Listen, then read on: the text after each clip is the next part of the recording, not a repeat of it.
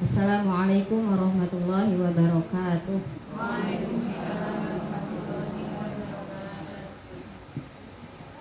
Bismillahirrahmanirrahim. Alhamdulillahirabbil alamin. Wa bihi nasta'in wa ala umuri dunya waddin. Wassalatu wassalamu ala nabiyyina Muhammadin wa ala alihi wa ashabihi ajma'in. Amma ba'du. Ibu-ibu yang dirahmati oleh Allah Subhanahu wa taala, bagaimana kabarnya ibu-ibu? Alhamdulillah. Sehat sedoyo nggih? Alhamdulillah. Sehat itu adalah kenikmatan yang harus kita syukuri. Karena dengan sehat banyak amal soleh yang bisa kita lakukan. Salah satunya adalah niki, tindak pengawasan, nggih. Alhamdulillah, kesehatan yang Allah berikan bisa kita gunakan untuk hal-hal yang bermanfaat, yaitu berangkat kajian. Yang mana berangkat kajian itu adalah sebuah amalan yang sangat penting, yang sangat berharga, yang sangat mulia. Karena dengan itulah kita meniti jalan menuju surga. Kita bisa tahu mana jalan menuju surga, mana jalan menuju neraka karena ngaji. Oke. Sebuah kenikmatan yang sangat besar, yaitu tidak diberikan oleh Allah kepada semua makhluknya. Hanya orang-orang yang tersentuh hatinya. Tersentuh hatinya, kemudian Allah lapangkan hatinya, Allah ringankan langkahnya sehingga mau berangkat kajian. Yang dapat leaflet niki ibu-ibu tok yang hadir di sini nopo. Selain ini ada yang dapat. Ada nggih? Maksudnya gimana? Yang dapat undangan. Nah, nggih, undangan kajian di sini apakah hanya ibu-ibu yang hadir saja di sini ataukah yang di luar sana juga dapat? Dapat. Nggih. Tapi tidak semuanya yang mendapatkan undangan ini Allah mampukan hadir ke sini. Niku sebuah kenikmatan yang sangat besar. Ada yang Allah inginkan dari kita ketika Allah memampukan kita untuk mendatangi sebuah majelis ilmu. Allah ingin kita tuh tahu sesuatu yang dengan pengetahuan itu kita bisa memperbaiki diri. Kita jadi tahu, oh ternyata selama ini aku salah. Setelah tahu salah, kita bisa memperbaiki diri. Kalau kita nggak tahu kalau kita itu salah, nggak akan ada rasa ingin memperbaiki diri. Oke, aku bener kok, nggak apa, gitu kan? Susah itu begitu, tertutup hatinya. Maka itu adalah sebuah kenikmatan yang sangat besar. Alhamdulillah. Kemudian yang kedua, salawat serta salam semoga selalu tercurah limpah kepada Nabi besar Muhammad Sallallahu Alaihi Wasallam, kepada keluarganya, kepada para sahabat-sahabatnya, para tabi'in, tabi'ut tabi'in, dan seluruh kaum muslimin termasuk kita yang ada di sini selaku umatnya. Amin Allahumma amin. Bismillahirrahmanirrahim. Rabbi shrah li sadri wa yassir li amri wahlul 'uqdatam min lisani yafqahu qawli. Allahumma inna nas'aluka ilman nafi'an wa na'udzubika min ilmin la yanfa'. Allahumma ansur Islam wal muslimin wa 'izzil Islam wal muslimin wa dammir a'da'ad din. Allahumma ansur muslimin wal mustad'afin minhum fi Filastin wa fi ayyi makanin ya rabbal alamin. Allahumma ya Allah, berikanlah kepada kami ilmu yang bermanfaat dan lindungilah kami dari ilmu yang tidak bermanfaat. Bismillah. Ibu-ibu yang dirahmati Allah Subhanahu wa taala, hari ini kita akan membahas tentang sebuah hal yang itu sangat berharga bagi kita. Sangat berharga. Itu kayak semacam pusaka. Kalau ibu-ibu yang lahir tahun 80-an gitu. 80-an, iya, 80-an, 70-an lah. Mungkin ibu-ibu pernah atau suka nonton film layar tancap. Oke. Ada Kris Empu Gandring. Zaman siapa itu? Ini ngertos Bu? Oh betul ngertos. Masya Allah ya. Ya, Arya Kamandanu itu. Itu ngapain? Mereka itu adalah film-film tentang dunia persilatan yang biasanya memperebutkan satu pusaka. Pusakanya apa? Keris gitu. Atau pedang yang itu sangat sakti mandraguna. Kalau seseorang satria punya keris atau punya pedang itu, maka dia bisa jadi orang yang sangat kuat dan bisa menguasai dunia. Itu cerita-cerita di tanah Jawa. Di mana lagi? Di luar negeri itu juga ternyata ada yang suka film The Lord of the Ring. Ini kertas boten ya. Nah ini kok cincin, itu cincin sakti mandraguna diperebutkan. Kalau sampai jatuh ke tangan orang jahat, maka dia bisa menguasai seantero dunia. Itu diperebutkan ibu-ibu. Itu selingan ya. Nah kita itu sebenarnya punya pusaka yang kayak gitu tuh. Yang kalau kita tahu pusaka itu, kita tahu, kita kenal, kita pahami, kemudian itu ada, kita masukkan ke dalam diri kita, kita install HP, diinstal aplikasi ya kan, di download, ada aplikasi WhatsApp, YouTube, Google, kita jadi tahu banyak hal ya. Nah ini kalau si pusaka itu kita install dalam diri kita bisa jadi sakti mandraguna, istilahnya begitu gitu ya. Masya Allah, kita bisa menguasai dunia ibu. Kenapa pusaka itu? Al-Quran, gitu. Cuma kita nggak sadar kayaknya ya. Al-Qurannya cuma ditaruh di lemari gitu ya. Ya alhamdulillah itu dibaca setiap hari, tapi kita belum merasakan itu mana sakti mandragunanya di mana. Kok aku belum merasakan apa-apa? Berarti belum kenal. Gitu. Kita insya Allah di sini akan mengenali itu, Bismillah. Kita lihat ini.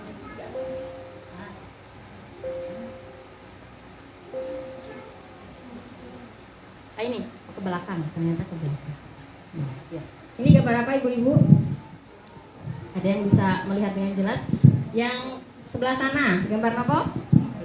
Google Map. Yang sebelah sini peta, Yang sebelah sini museum. Oh, perlu pakai kacamata aja ya.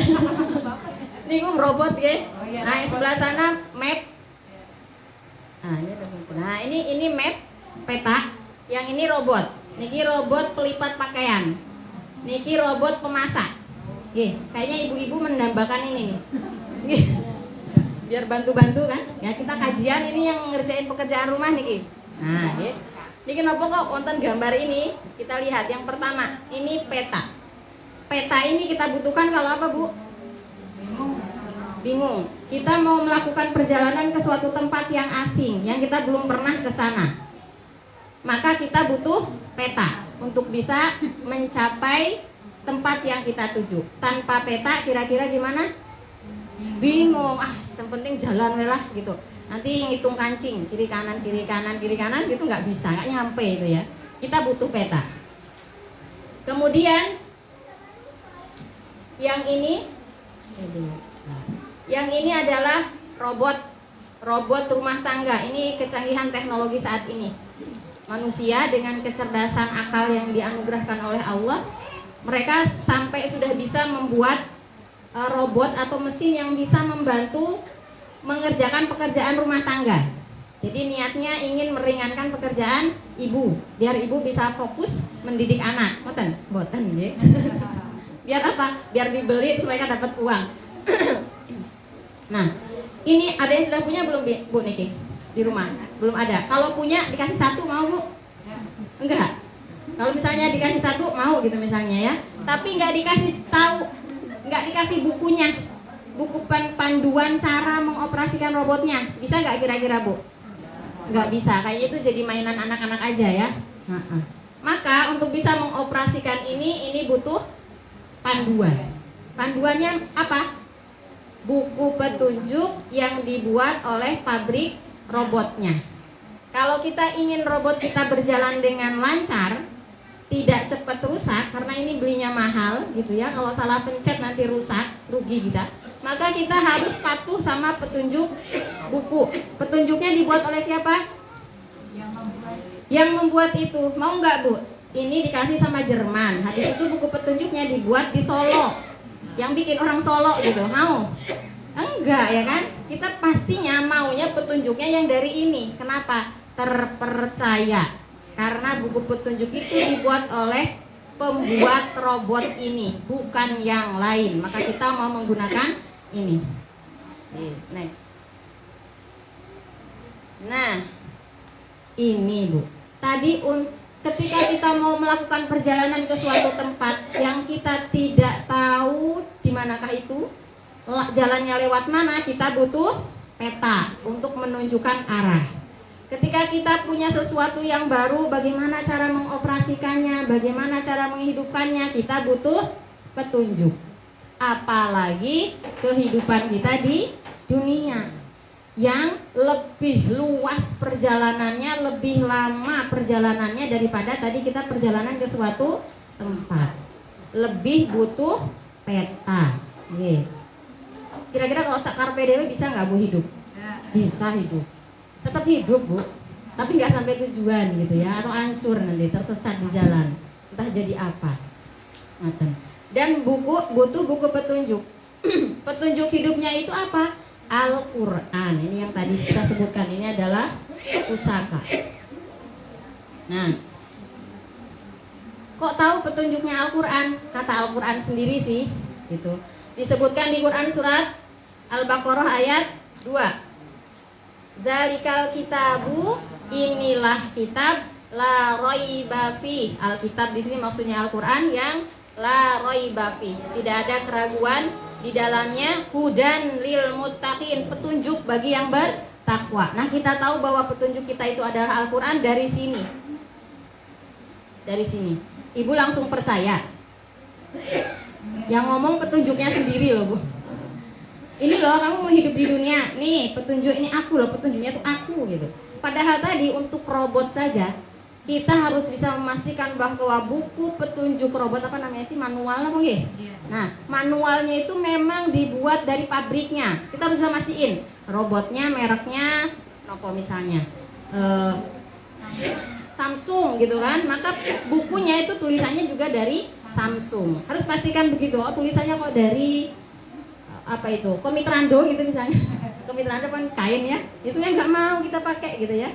Kita sampai pastikan begitu tuh, petunjuknya berasal dari pembuatnya. Apalagi kehidupan dunia, kita harus pastikan dulu, nggak boleh langsung percaya. Ini kok di Qurannya disebutin, ini loh petunjuknya, nggak bisa. Kita harus benar-benar pastikan bahwa Al-Quran ini memang benar-benar dari pencipta kehidupan, benar-benar dari penciptanya manusia. Kita lewatin dulu. Nah, kita buktikan dulu bahwa Al-Quran itu memang benar-benar berasal dari Allah Subhanahu wa Ta'ala, sehingga kemudian layak untuk kita jadikan petunjuk. Gimana cara membuktikannya? Nah, kita lihat dulu. Yang pertama, kita harus bisa membuktikannya. Cara membuktikannya bagaimana?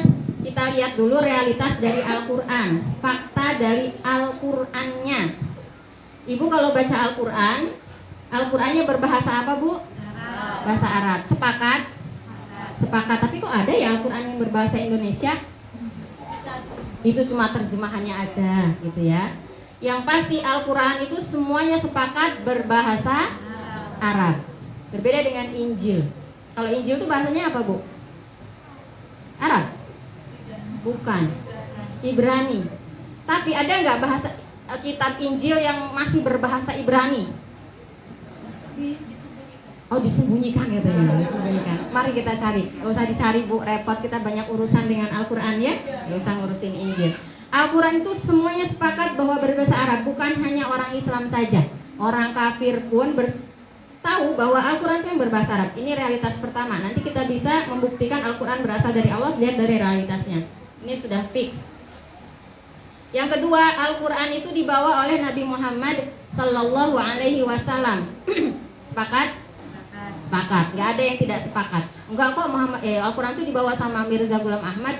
Enggak, itu mah nabi palsu. Oh enggak kok Al-Quran itu dibawa sama Musailamah Al-Kadzab. Enggak, itu juga nabi palsu. Semuanya sepakat Al-Quran dibawa oleh Nabi Muhammad Sallallahu Alaihi Wasallam. Fakta yang ketiga, pada saat Al-Quran itu diturunkan, kondisi alat komunikasi, sarana perhubungan, sarana transportasi pada waktu itu masih sangat tradisional. Ya, masih sangat primitif. Pakai apa? Unta, kuda, keledai, atau jalan kaki. Nggak ada pesawat, nggak ada kereta api, nggak ada pesawat jet, nggak ada WhatsApp, nggak ada email gitu ya. Yang menunjukkan apa? Yang membuat apa? Membuat sarana komunikasi, sarana perhubungan antar satu wilayah dengan wilayah yang lain itu sulit. Sehingga mustahil ada orang yang itu bukan orang Arab, misalnya orang Romawi atau orang Persia, yang dia itu pandai fasih berbahasa Arab, sampai bisa membuat karya tulis yang berbahasa Arab dengan sangat indah dan bagus, mengalahi syair-syair orang Arab. Nggak mungkin. Kenapa? Karena sarana perhubungannya susah, minim gitu ya. Nah, dari realitas Al-Quran ini maka kita bisa ambil beberapa kemungkinan tentang asal dari Al-Quran itu sebenarnya dari mana.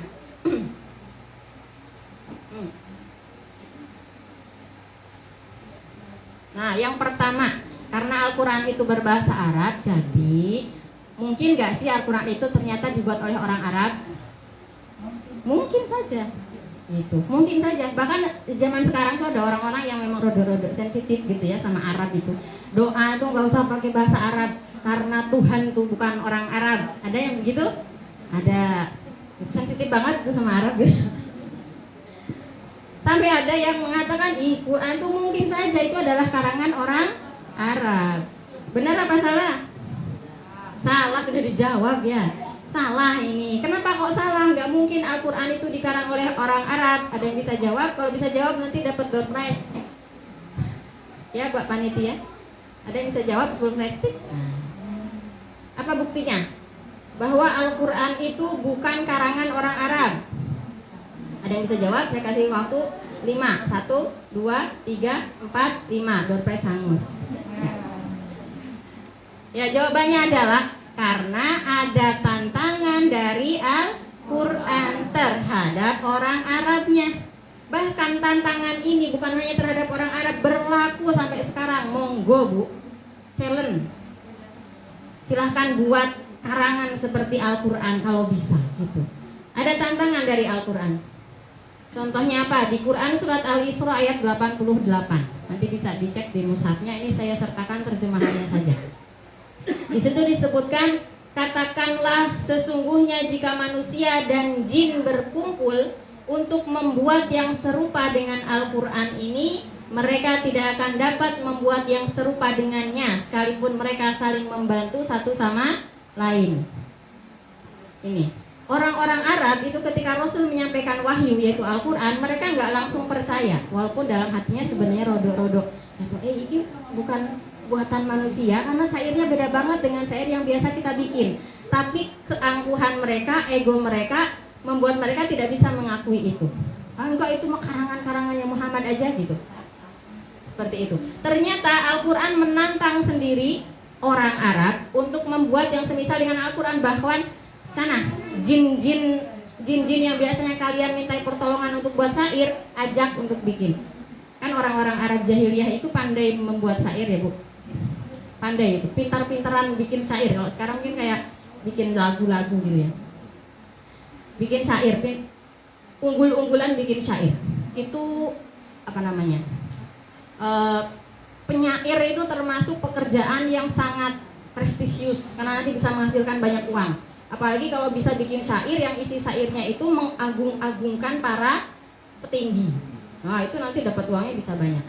Maka mereka berlomba-lomba untuk bikin syair. Salah satunya bahkan mereka itu sampai rela datang ke lembah-lembah yang isinya itu jin-jin tuh, minta bantuan para jin untuk membuat syair. Gitu. Ada ya penyair yang terkenal namanya Walid bin Al-Mughirah. Ini tuh dedengkotnya kafir Quraisy. Pandai banget bersyair, pintar, paling pintar syair. Bahkan dia pernah mengatakan syairnya bangsa jin aja aku hafal, katanya begitu Bu. Gitu ya. Kenapa ya suka minta tolong bikin syair. Ini Allah tahu, sampai Allah bilang manusia dan jin sana minta bantuan jin untuk bikin yang semisal dengan Al-Quran. Sudah dibikin, ternyata nggak bisa. Bukan hanya itu, ini kan dibuat di tantangannya adalah membuat yang serupa dengan Al-Quran. Berarti membuat satu utuh seperti Al-Quran itu. Ternyata nggak bisa. Kemudian ada lagi di Quran surat Hud ayat 13. Bahkan mereka mengatakan dia Muhammad telah membuat Al-Quran itu. Katakanlah, kalau demikian datangkanlah 10 surat semisal dengan Al-Quran yang dibuat-buat.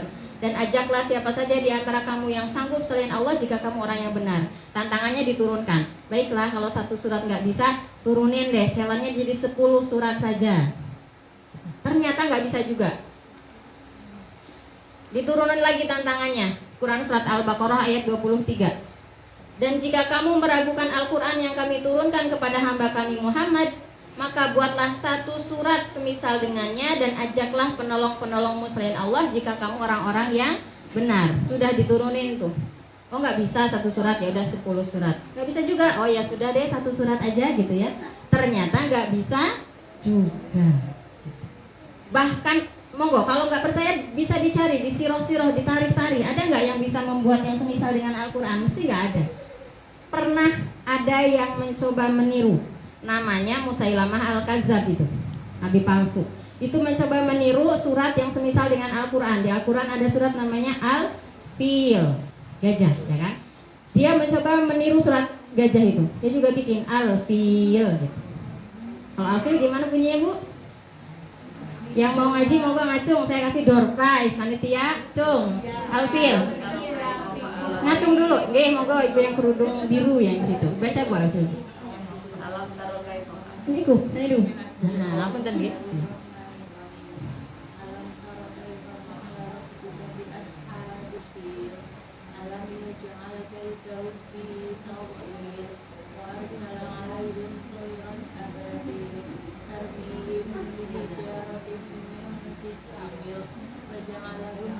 Ya, sadaqallahu alaihi, Masya Allah.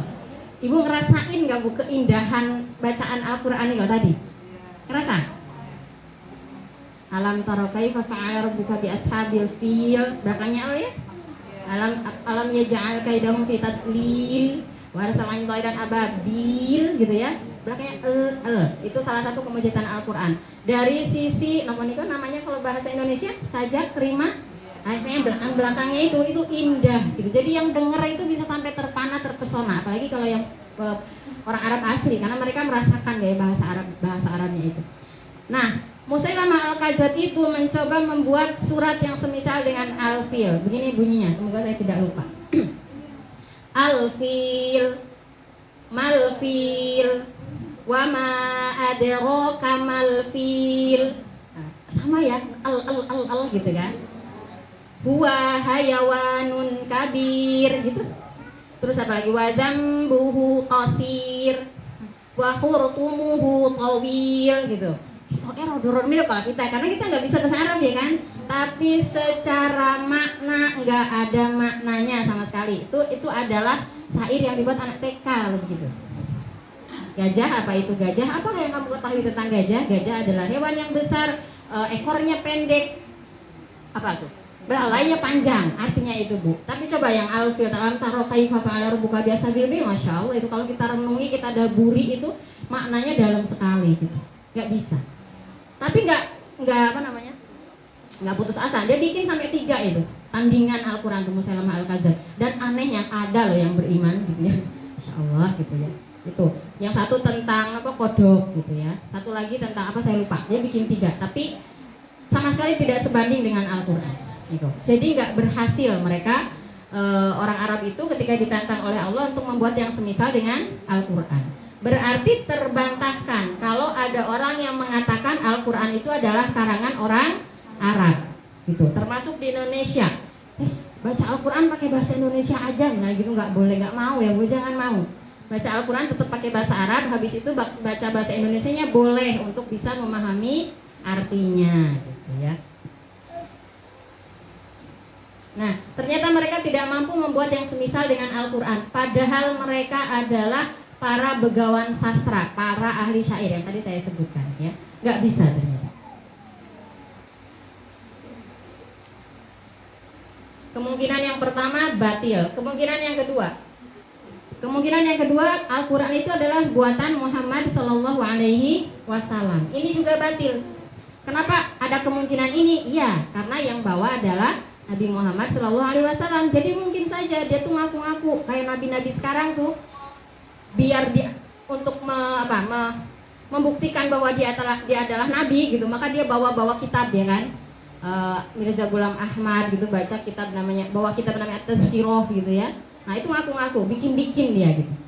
Siapa dulu tuh, ada yang Lia Eden, ya. Nah Lia Eden dia dapat wahyunya dari apa, lewat mesin faksimil gitu ya, datangnya di situ tuh. Ngaku-ngaku bisa aja, padahal mereka sendiri yang buat. Nah bisa jadi Muhammad SAW ini juga yang buat gitu. Tapi ini adalah batil. Kenapa batil? Kenapa salah? Karena beliau Shallallahu Alaihi Wasallam adalah bagian dari orang Arab yang tadi sudah ditantang untuk yang membuat yang semisal dengan Al-Quran. Gitu. Nabi Muhammad ditantang juga. Orang-orang juga bilang, kalau kamu mengira yang buat itu adalah Muhammad, ya udah coba datangkan. Kenapa? Kalau buatan manusia itu biasanya bisa ditiru. Nggih. Kalau Muhammad yang bikin itu Al-Quran Shallallahu Alaihi Wasallam, pasti manusia yang lain bisa ditiru karena manusia itu paling pinter niru. Bahkan barang-barang sekarang itu banyak yang niru-niru nggih. KW gitu. Napa? Tas yang branded itu tas napa? Channel. Hermes Channel niku harganya berapa, Bu? 10 juta. Oh, Bu Ami punya tahu harganya? Oh, boten. Channel 10 juta. Kan ada merek apa namanya? Simbolnya C gitu kan ya. Itu ada yang niru nggak, Bu?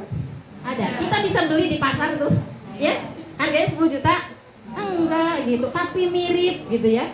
Mungkin orang kalau lihat cuma sekilas itu nggak tahu kalau itu palsu gitu.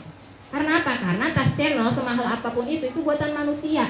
Kalau buatan manusia pasti manusia yang lain bisa bikin gitu.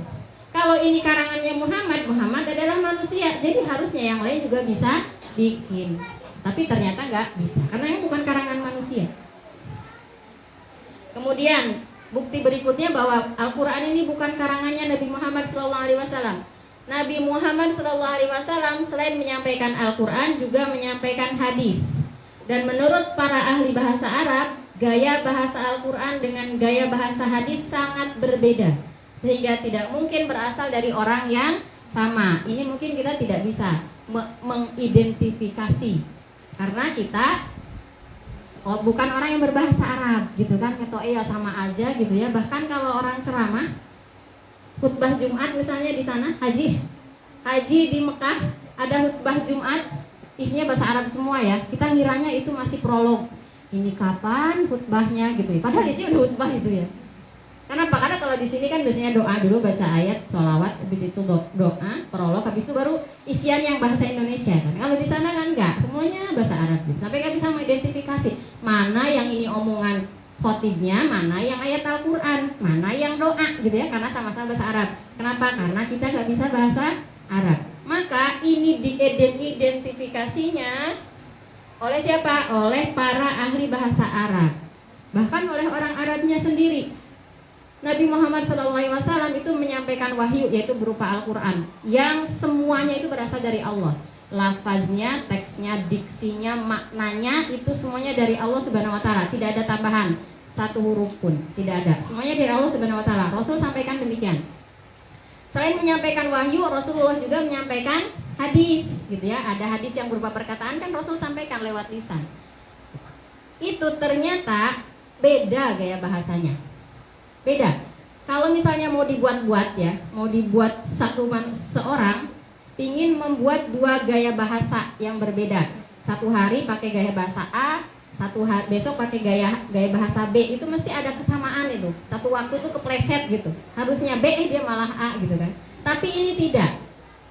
Kalau ingin tahu ini silahkan belajar bahasa Arab, nanti bisa ketemu tuh gaya bahasanya bedanya di mana. Ternyata beda. Pokoknya gaya bahasa hadis sama gaya bahasa Quran beda gitu. Gak mungkin itu berasal dari satu sumber begitu. Sehingga terbantahkanlah bahwa Al-Quran buatan Muhammad SAW itu adalah batil.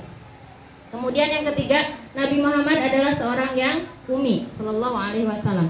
Nabi Muhammad SAW itu adalah ummi, tidak bisa baca, tidak bisa nulis.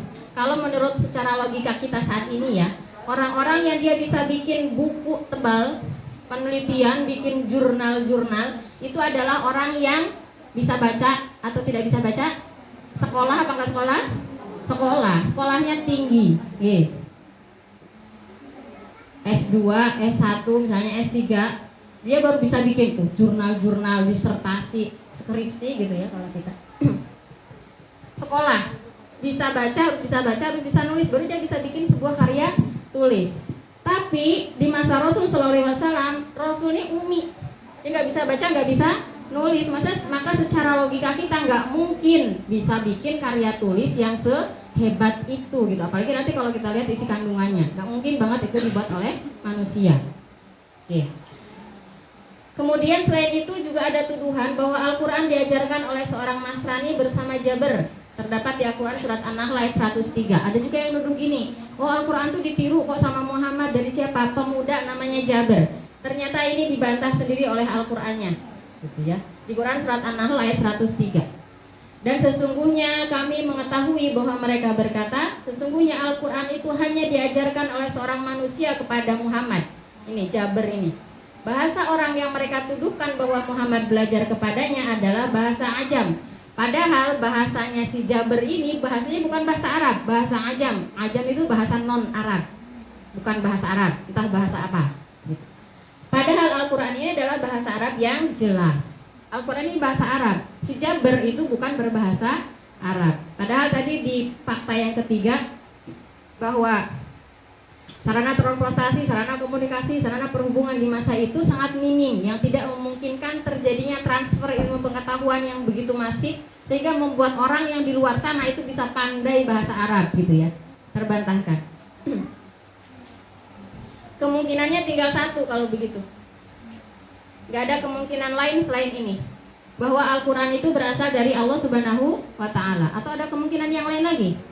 Nggak ada, karena kemungkinannya cuma 3 tadi. Bahasa Arab dibawa oleh Muhammad, transportasinya masih minim, maka kemungkinannya cuma 3. Nggak ada kemungkinan yang lain. Ketika kemungkinan yang lain salah, maka tinggal satu kemungkinan yang benar, bahwa Al-Quran berasal dari Allah Subhanahu wa Ta'ala. Sahih. Ini kita buktikannya secara akli, secara logika. Nah, Al-Quran sebagai firman Allah sekaligus sebagai mukjizat dari Allah Subhanahu wa Ta'ala. Al-Quran menyebutkan sendiri di Quran surat Al-Haqqah ayat 40 sampai 52. Sesungguhnya Al-Quran itu benar-benar wahyu yang diturunkan kepada Rasul yang mulia. Dan Al-Quran itu bukanlah perkataan seorang penyair. Sedikit sekali kamu beriman kepadanya. Dan bukan pula perkataan tukang tenung atau tukang sihir. Sedikit sekali kamu mengambil pelajaran darinya. Al-Quran adalah wahyu yang diturunkan dari Tuhan seluruh alam. Quran surat Al-Haqqah ayat 40 sampai 52. Ini Al-Quran ini membantah makar-makar orang-orang kafir Quraisy ketika ingin mencoba menjegal dakwahnya Rasul Shallallahu Alaihi Wasallam. Rasul kan menyampaikan wahyu. Semua orang itu terpana sebenarnya, terpesona dengan gaya bahasa Al-Quran. Orang yang beriman dia beriman, orang yang kafir tertutup hatinya dia tolak. Tapi secara hati nurani sebenarnya mereka mengakui apa yang disampaikan oleh Rasul, yang dibacakan oleh Muhammad SAW itu bukan buatan manusia. Bahkan para tokoh-tokoh Quraisy, 3 dedengkot Quraisy itu sering mencuri-curi dengar. Rasul SAW suka baca Al-Quran di rumahnya malam-malam. Itu para tokoh Quraisy itu karena saking nikmatnya dengerin bacaan Al-Quran, itu malam-malam tuh dengerin dari belakang rumahnya Rasul, dengerin Nabi baca Al-Quran dari sisi yang berbeda. Nih kalau ini rumahnya ada 4, yang satu di sana, satu di sana, satu di sana. Dengerin, ini nikmat sekali gitu. Sampai kita terlena. Habis itu pulang jalannya sama, ketemulah di situ. Ayo, ngapain kamu gitu? Dengerin Al-Quran, enggak kok kamu dengerin gitu kan? Ya udah nggak boleh kita dengerin. Ya besok nggak usah lagi. Oke. Ternyata ketagihan, besoknya datang lagi. Kenapa? Karena begitu nikmat. Kita sudah sampai seperti itu nggak Bu? Orang kafir aja dengerin Al-Quran nikmat loh Bu. Kita sampai seperti itu nggak? Belum. Kita usahakan ya. Kalau ada orang yang baca Al-Quran, kita diam gitu ya, dengerin, bukan ngantuk. Dengerin, simak gitu, nikmati keindahan. Gak tahu artinya, paling kan nikmati keindahan iramanya itu, sajak-sajaknya gitu ya, itu dulu. Sampai kemudian nanti kita tambah ilmu kita. Nanti kita bahas di bawah. Niko. Bahkan Walid bin Mughirah tadi sang pujangga syair itu ketika Rasul Shallallahu Alaihi Wasallam membacakan Quran surat Al-Ghafir di Ka'bah, Walid bin Mughirah tuh hadir tuh di situ, di dengkotnya, itu yang paling menentang. Itu ketika Rasul bacain itu dia terdiam, melongo gitu. Yang dibaca Quran surat Ghafir, nanti bisa dibuka ayat 1, ayat 2, ayat 3. Amin dan seterusnya. Itu terpana. Habis itu dia pulang, kemudian disampaikan kepada para tokoh-tokoh Quraisy yang lain, kan mereka punya perkumpulan di satu rumah. Sesungguhnya yang dibawa oleh Muhammad itu bukan perkataan manusia. Itu tadi, bahkan dia tahu syair jin aja tahu kan? Gitu dia. Bukan perkataan manusia gitu. Terus dimarahin, "Loh, ini sih kamu tuh kok malah membela musuhmu? Ayo kita harus bikin makar, bikin rekayasa gimana caranya agar Muhammad itu jadi dipercaya oleh yang lain." Maka mereka buat. Lalu kalau gitu kita bilang aja Muhammad itu adalah apa nih kok? Penyair. Terus dia bilang kan tadi, "Bukan, itu bukan syair," kata Walid bin Mughirah. Dan Al-Qur'an juga bantah. Kalau begitu Muhammad itu tukang sihir, tapi juga bukan, itu bukan mantra-mantra yang biasa dibikin tukang sihir. Jadi mereka bingung sebenarnya membantah Al-Qur'an itu dari sisi mana gitu. Salah semua. Nah, ini udah yang tadi saya sampaikan ya. Ini yang disampaikan oleh Walid bin Mughirah. "Ucapan buruk apa yang hendak aku katakan terhadap ucapan Muhammad? Demi Tuhan, ucapannya bukanlah ucapan manusia maupun para jin." Tuh, Walid bin Mughirah aja bilang itu bukan ucapannya manusia, bukan pula jin. Ucapannya siapa? Emang ada makhluk lain? Alien, gitu ya. Buatan ya, berarti ucapannya Allah Subhanahu wa Ta'ala. Nah, itu tadi dilihat dari secara logika kita. Kemudian kalau kita lihat dari isi kandungan Al-Qur'annya, itu juga ternyata benar-benar menunjukkan itu adalah mukjizat, bukan berasal dari manusia. Kita lihat, ini saya ambilkan dari Republika ya. Misalnya di Quran surat Az-Zariyat ayat 47 disebutkan tentang perluasan alam semesta, bahwa alam semesta itu mengembang. "Dan langit itu kami bangun dengan kekuasaan kami, dan sesungguhnya kami benar-benar meluaskannya." Ini bukan berkuasa ya, tapi meluaskannya. Allah menyampaikan di Qur'annya ini disebutkan, "Kami yang bangun langit dan kami luaskan." Itu Al-Qur'an ini turun di zaman jahiliyah itu 1000 tahun berapa? 571 Masehi. Itu Nabi Muhammad lahir ya. Nah, 23 tahunan di sekitar itu sudah menyebutkan bahwa langit itu meluas. Langit itu mengembang. Dan faktanya itu baru diketahui abad ke-20, Bu. Stephen Hawking, ini adalah ilmuwan yang sangat cerdas sekali gitu ya, menulis penemuan alam semesta mengembang adalah salah satu revolusi intelektual besar di abad ke-20. Namun Al-Quran menyebutkan perluasan alam semesta bahkan sebelum teleskop ditemukan. Belum ada teleskop, belum ada yang bisa lihat buat lihat bintang-bintang, nggak ada. Tapi Al-Quran sudah menyebutkan bahwa langit itu diluaskan, dan ini baru ditemukan sekarang.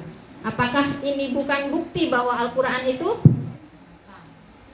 benar-benar berasal dari Allah Subhanahu wa Ta'ala gitu ya. Dan banyak yang lain nanti bisa dilihat ya, tentang proses janin di dalam rahim gitu ya, itu juga disebutkan di dalam Al-Qur'an.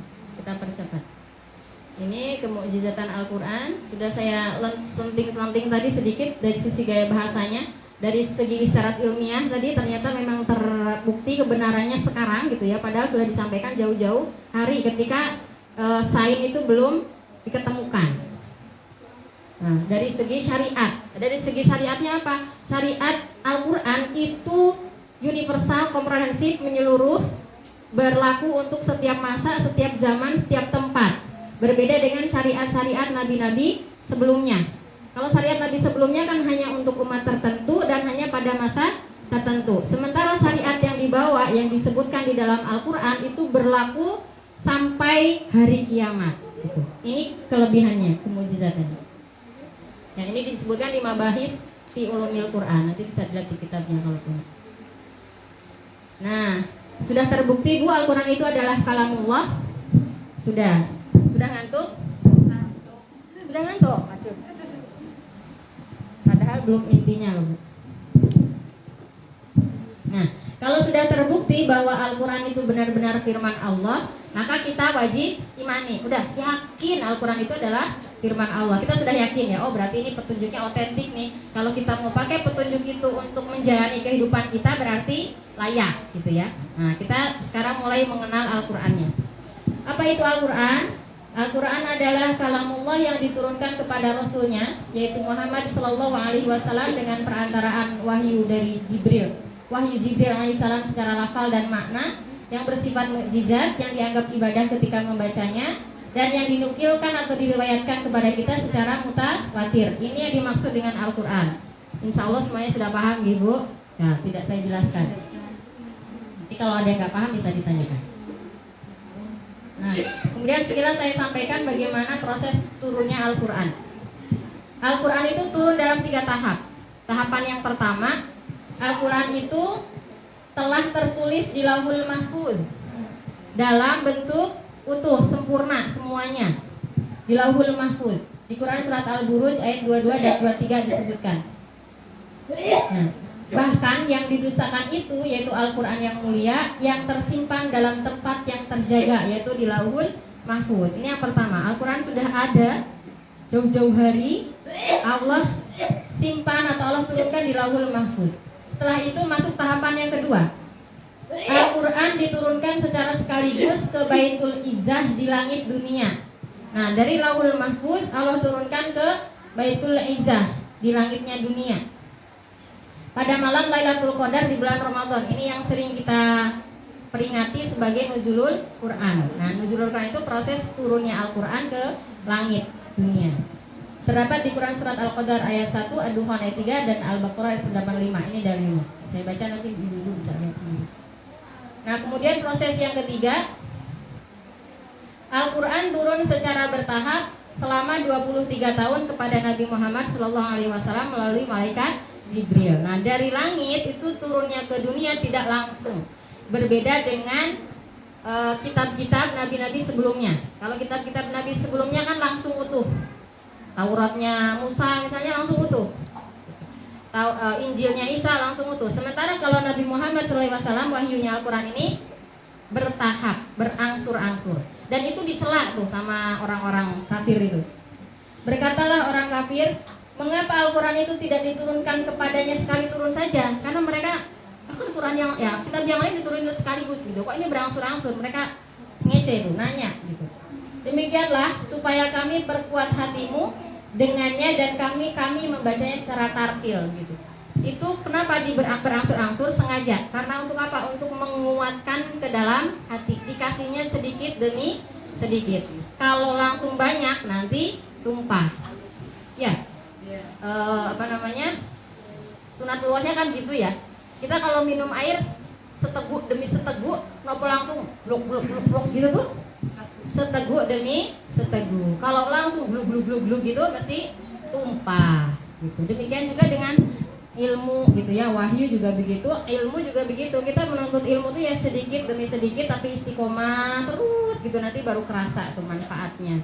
Kalau langsung blok satu hari daurah 24 jam bahas kita apa ya misalnya Tuhfatul Atfal gitu ya, selesai gitu.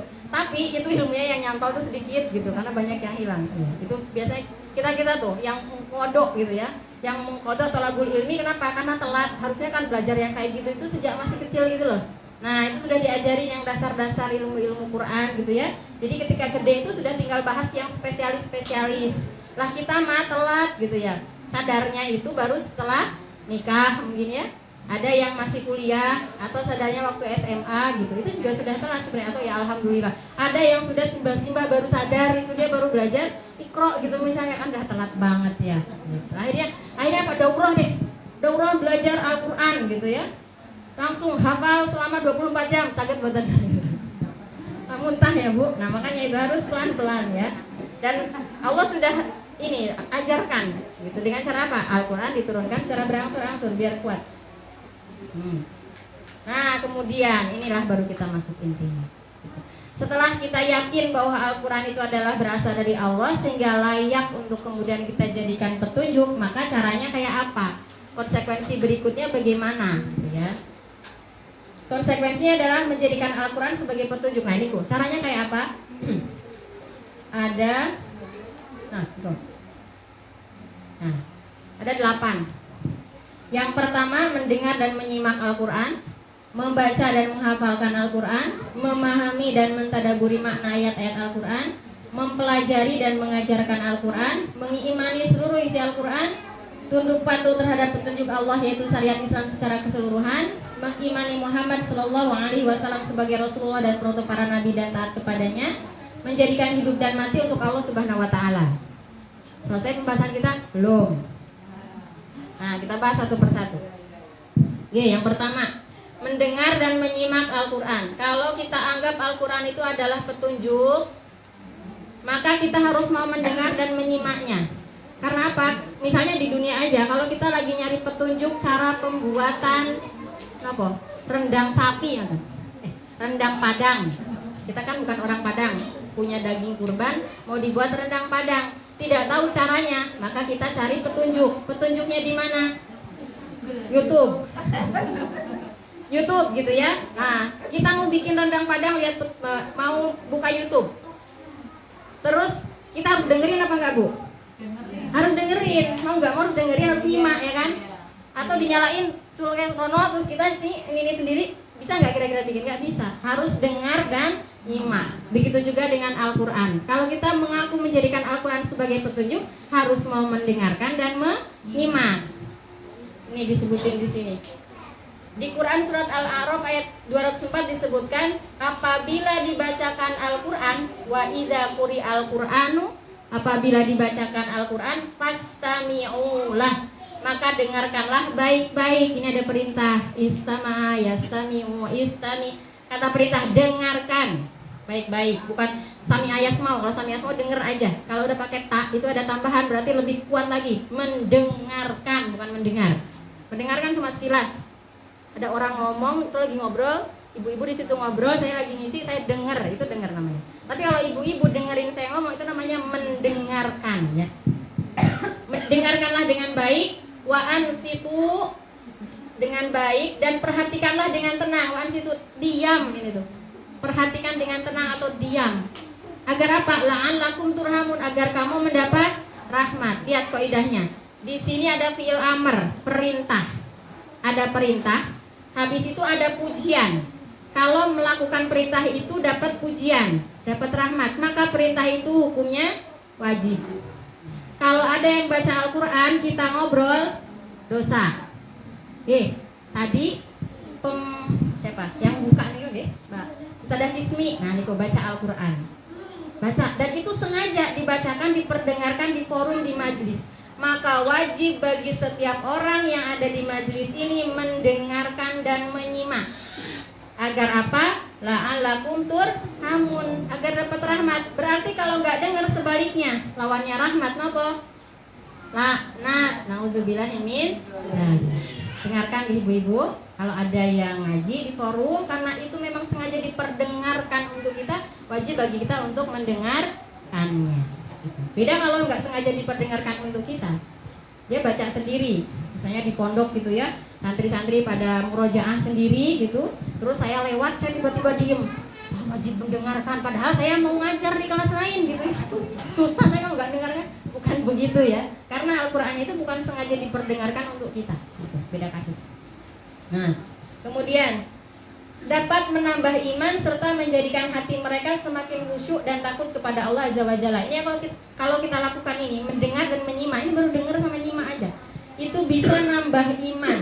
Hati jadi khusyuk dan takut, iman kita jadi gembur, jadi tambah. Disebutkan di Quran surat Al-Anfal ayat 2. Sesungguhnya orang-orang yang beriman ialah mereka yang bila disebut nama Allah, gemetarlah hati mereka. Dan apabila dibacakan ayat-ayatnya, bertambahlah iman mereka karenanya, dan hanya kepada Roblah mereka bertawakal. Ketika disebutkan ayat-ayat Allah, disebutkan nama Allah, disebutkan ayat-ayat Allah, bergetar hatinya. Kenapa sampai bergetar? Karena dia tahu artinya, dia paham gitu. Kalau cuma sekedar baca, rodo-rodo malas sih dengerinnya, soalnya aku nggak paham ya. Jadi kan gitu ya. Jadi rodo malas kenapa? Karena nggak paham. Maka biar kita itu cinta, jadi suka dengerin, berarti harus belajar yang lain, belajar memahami, gitu ya. Ini masih mendengar dan menyimak. Nah, ini. Jika enggan mendengar dan menyimak Al-Quran, akan menjadikan seseorang jauh dari rahmat Allah dan mengakibatkan imannya terkikis. Juga menyerupai perbuatan yang dilakukan oleh kaum musyrikin dahulu yang diadukan oleh Rasul. Jadi orang-orang musyrik itu ketika Rasul membacakan Al-Quran, mereka tutup telinga, mereka berpaling, bahkan mereka bikin forum sendiri. Dan itu sudah direkayasa begitu. Besok kalau Muhammad datang, dia bacain wahyu, kita ngobrol aja. Atau mereka bahkan bikin tandingan, bikin kisah-kisah. Cerita ini sini, jangan dengerin itu, sini kita punya cerita yang lebih menarik gitu. Itu dilakukan oleh orang-orang musyrik. Kalau kita sampai kayak gitu, nauzubillah min dzalik, seperti orang musyrik, nauzubillah ya. Kemudian berpaling dari mendengarkan Al-Quran karena keangkuhan akan menyeret seseorang kepada azab yang pedih. Ini yang orang musyrik tadi ya. Dan apabila dibacakan kepadanya ayat-ayat kami, dia berpaling dengan menyombongkan diri seolah-olah dia belum mendengarnya, seakan-akan ada sumbat di kedua telinganya, maka beri kabar gembiralah dia dengan azab yang pedih. Nauzubillahi min dzalik. Ini baru satu. Berikutnya. Nah, mendengar, menyimak. Berikutnya lagi, kalau ingin menjadikan Al-Quran sebagai petunjuk, maka kita harus membaca dan menghafalkannya. Membaca Al-Quran itu adalah bentuk zikir dan ibadah. Disebutkan di dalam sebuah hadis, barang siapa membaca satu huruf dari kitabullah, maka baginya memperoleh kebaikan, dan kebaikan tersebut dibalas dengan 10 kali lipatnya. Aku tidak mengatakan alif lam mim itu satu huruf, tetapi alif adalah satu huruf, lam satu huruf, dan mim juga satu huruf. Hadis riwayat Tirmizi. Ini perintah untuk membaca Al-Quran gitu. Baca Al-Quran itu akan banyak sekali kebaikan. Satu hurufnya saja 10 kali lipat. Nanti akan dikalikan lagi. Kemudian membaca Al-Quran merupakan suatu perniagaan yang menguntungkan lagi mendatangkan banyak pahala.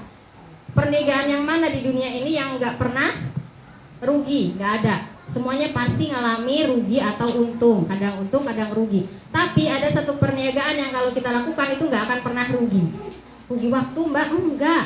Gitu. Akan ada banyak kebaikan dan keberkahan ketika kita isi waktu kosong dengan membaca Al-Quran. Gak pernah rugi. Allah sendiri yang mengatakan di Quran surat Fatir ayat 29-30. Sesungguhnya orang yang selalu membaca kitab Allah dan mendirikan sholat dan menafkahkan sebagian dari rezeki yang kami anugerahkan kepada mereka dengan diam-diam dan terang-terangan, mereka itu mengharapkan perniagaan yang tidak akan merugi. Allah menyempurnakan kepada mereka pahala mereka, menambah kepada mereka karunia-Nya. Gitu. Disempurnakan pahalanya, ditambah lagi karunia-Nya. Kemudian selain itu Al-Quran juga bisa memberi syafaat bagi orang yang membacanya. Bacalah Al-Quran karena ia akan datang pada hari kiamat memberi syafaat kepada orang yang membacanya. Gak akan rugi. Di dunia dapat keberkahan, dapat rahmat, dapat karunia. Di akhirat bisa dijadikan syafaat. Karena kita gak tahu amal kita tuh bisa menyebabkan kita masuk surga apa enggak.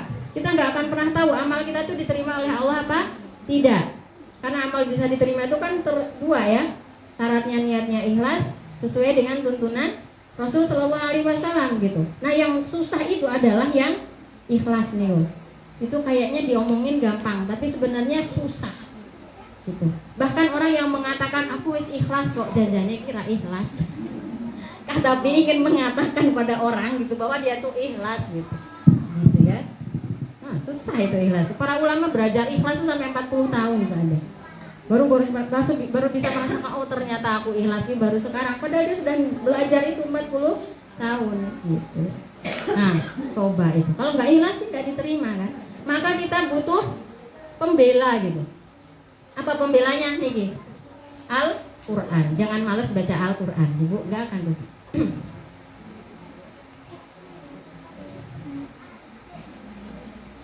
Nah, kemudian selain membacanya, menghafalkannya.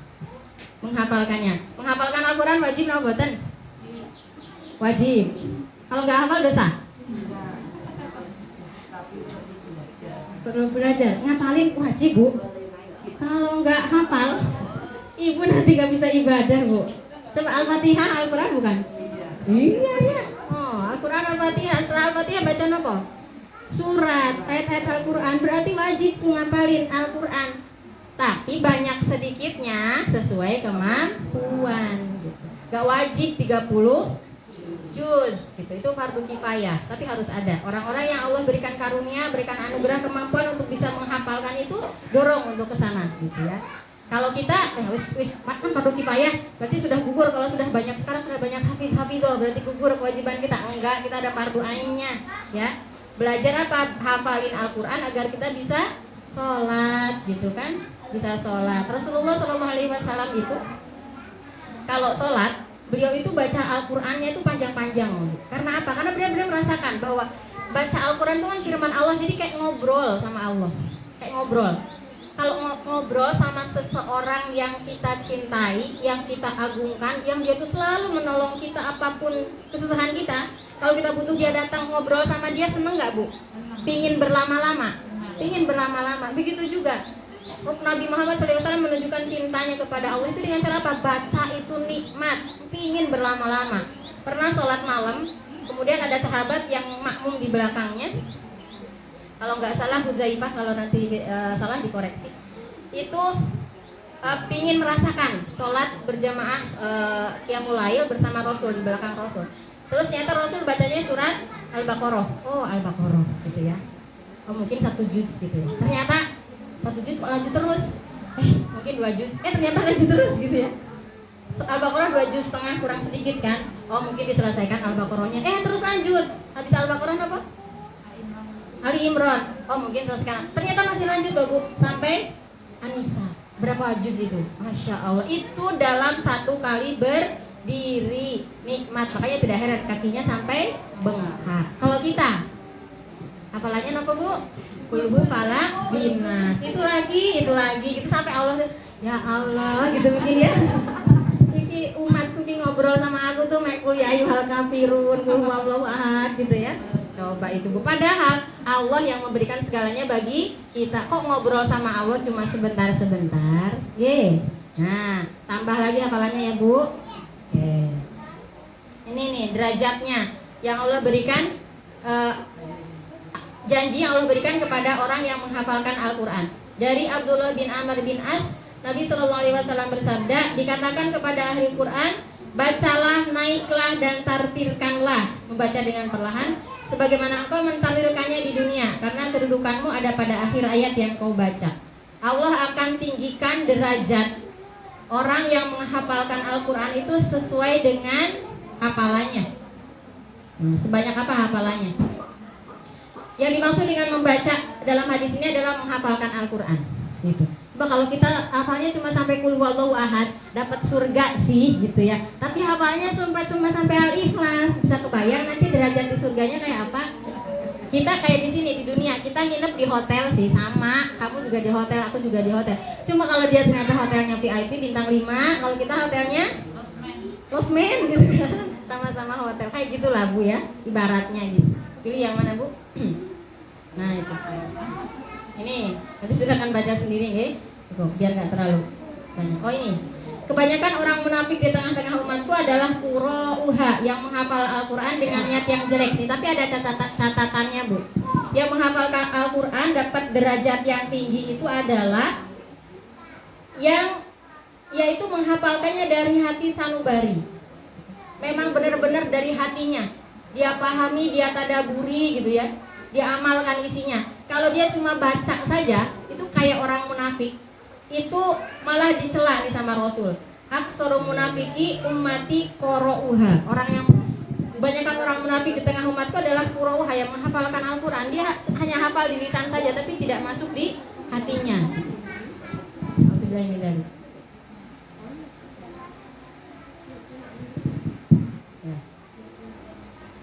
Yang berikutnya yang ketiga, memahami dan mentadaburi makna ayat-ayat Al-Qur'an.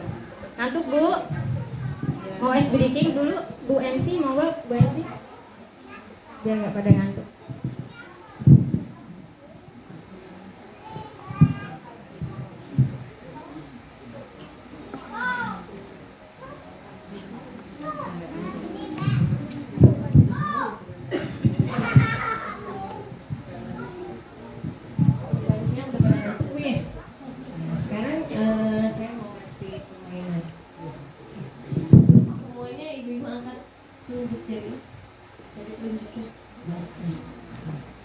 Nanti digoyangkan kiri kanan kiri kanan kiri kanan sambil mendengarkan perintah saya ya.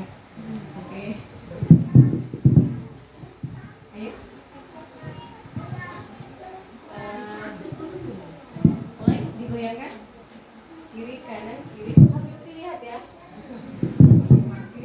Kiri kanan. Pegang mata. Siapa yang bimbingan? Oh, udah semua ya. Nah, berarti masih fokus ya. Lagi. Sekarang tadi ke arah mana? Kiri kanan ya, sama ya. Kiri kanan, kiri kanan, kiri kanan, kiri kanan. Sambil ini Bu ya. Matanya fokus ke jari ya, tunjuk jari ya, jangan saya ya. Kiri kanan, kiri kanan, kiri kanan, kiri kanan. Pegang kepala. Sudah semua. Sudah semua. Ya, berarti masih fokus. Ya. Masih fokus ya. Alhamdulillah ternyata masih fokus ya ibu-ibu. Masih banyak kita Bu, baru 3. Masih berapa berarti? 5. Siap? Siap. Yang ketiga, memahami dan mentadaburi makna Al-Quran. Disebutkan di Quran Surat Shad ayat 29, ini adalah sebuah kitab yang kami turunkan kepadamu penuh dengan berkah, supaya mereka memperhatikan ayat-ayatnya dan supaya mendapat pelajaran orang-orang yang mempunyai pikiran. Diperintahkan untuk memperhatikan ayat-ayatnya. Perhatikan ayat berarti tadaburi, pahami, bukan hanya sekedar baca. Agar apa? Agar dapat pelajaran. Agar dapat pelajaran. Jadi bukannya sekedar baca yang tanpa makna. Kalau kita baca Al-Quran biasa, tadarus habis maghrib, kita habis sholat, itu kan hanya sekedar baca, kita nggak paham gitu ya. Itu udah dapat pahala kayak gitu juga. Tapi ternyata tidak hanya itu perintahnya. Tapi perintah berikutnya apa tadi? Perhatikan ayat-ayatnya, biar kita itu dapat pelajaran. Oh, ternyata begitu toh cara bikin rendang Padang itu. Ternyata nggak direbus dulu gitu ya. Kata orang Padang begitu. Kalau saya bikin rendang Padang ternyata direbus dulu, salah berarti karena kurang mentadaburi gitu ya. Nah, nanti di Al-Quran juga gitu. Kalau kita cuma baca atau kita nggak paham, ternyata setelah kita tadaburi, oh ternyata hukum waris dalam Islam tuh ada toh gitu. Nah, kemarin saya baru ngisi tentang itu. Ternyata ada toh. Kok selama ini pas ada keluarga yang meninggal dibaginya kok sama rata ya, atau berdasarkan wasiat almarhum, laki perempuan itu sama sayang, sama-sama sayang aku tuh. Jadi nggak usah dibedakan, nanti dibagi sama saja gitu ya. Misalnya kata almarhum begitu, bijaksana gitu. Baiklah kita taat sama orang tua gitu ya. Karena taat sama orang tua akhirnya warisannya dibagi, laki-laki 1, perempuan juga 1. Padahal baca Al-Quran terus tuh. Ternyata setelah mentadaburinya, paling salah satunya caranya dengan membaca terjemahannya. Ternyata ada ayat tentang waris. Lidzakari mislu hadzil unsayain. Bagiannya laki-laki itu 2 kalinya perempuan. Aduh, salah aku gitu ya. Baru tahu deh gitu setelah mentadaburinya gitu. Jadi harus Allah Subhanahu wa taala memerintahkan kita untuk mentadaburi, memperhatikan Al-Qur'an, karena dengan cara itulah dia dapat mengingat keagungan Allah Subhanahu wa taala, mengambil pelajaran dan mengetahui petunjuk-petunjuk Allah yang jelas yang akan mengantarkannya pada keselamatan dunia dan akhirat begitu. Kalau kita cuma baca aja, kita nggak akan bisa paham. Maka perlu ditadaburi sehingga kita bisa mengambil apa sih petunjuk dari Al-Qur'an tersebut. Wajib, berarti PR kita banyak tuh. PR-nya baca. Oh, bacanya nggak bisa, berarti belajar baca gitu ya. Habis itu apa lagi? Ngapalin, kadang siti-siti gitu ya. Habis itu apa lagi? Kalau ada yang baca, dengerin, simak. Habis itu apa lagi? Tadaburi gitu ya. Pahami, tadaburi. Banyak yang bisa ditadaburi dari awal sampai akhir, Bu. Itu kayaknya kalau kita tadaburi Al-Quran dari awal sampai akhir, usia kita tuh nggak akan cukup. Satu ayat aja itu mentadaburinya itu bisa panjang loh, Bu. Misalnya Quran surat apa? Abasa wa tawalla gitu. Surat Abasa itu menceritakan tentang Nabi Muhammad yang bermuka masam ketika Ketika Nabi Muhammad SAW sedang mendakwahi tokoh-tokoh Quraisy, sedang mendakwahi pejabat, datang orang buta, Abdullah bin Umi Maktum. Datang orang buta, gak lihat-lihat kondisi. Aku kira lagi ngomong sama pejabat. Tiba-tiba nyeru Nabi Muhammad mau nanya sesuatu. Nabi Muhammad melengos, bermuka masam. Apa sih gitu ya? Kalau kita bayangkan kayak gitu. Aku kira lagi ngomong sama orang penting. Oh iya Allah gitu dah. Orang buta, bukan siapa-siapa, ganggu gitu. Ternyata sama Allah ditegur. Kalau kita baca cuma kayak gitu. Tapi kalau kita tadaburi maknanya itu ternyata dalam banget gitu. Kita lihat, kita kadang suka kayak gitu. Suka memperlakukan orang itu beda. Oke. Nah, tamu kalau tamunya yang datang itu adalah orang kaya, pejabat tinggi, yang apa? Yang atas-atas itu kita siapkan segala macam, ya kan? Makanan, minuman, lengkap gitu. Perlakukan dengan sangat terhormat. Tapi ketika yang datang itu sopo gitu ya, seadanya aja. Mohon maaf ya, di rumah saya nggak ada apa-apa ya, ikuti aja gitu misalnya. Padahal sebenarnya dia sempat itu untuk nyari-nyari gitu. Nah itu sebenarnya apa? Kalau kita tadabur itu kita jadi ingat diri kita. Oh ya Allah, ternyata aku juga sok kayak gitu. Akhirnya istighfar. Ya kan tambah imannya ya. Astagfirullahaladzim. Itu baru satu ayat gitu. Kalau kita tadabur itu sepanjang gitu. Kayaknya ya, kalau kita harus tadaburi Al-Quran itu kita nggak bisa ngapa-ngapain guys. Sehari 24 jam itu gitu. Biar bisa selesai tuh gitu, sampai seumur hidup kita begitu.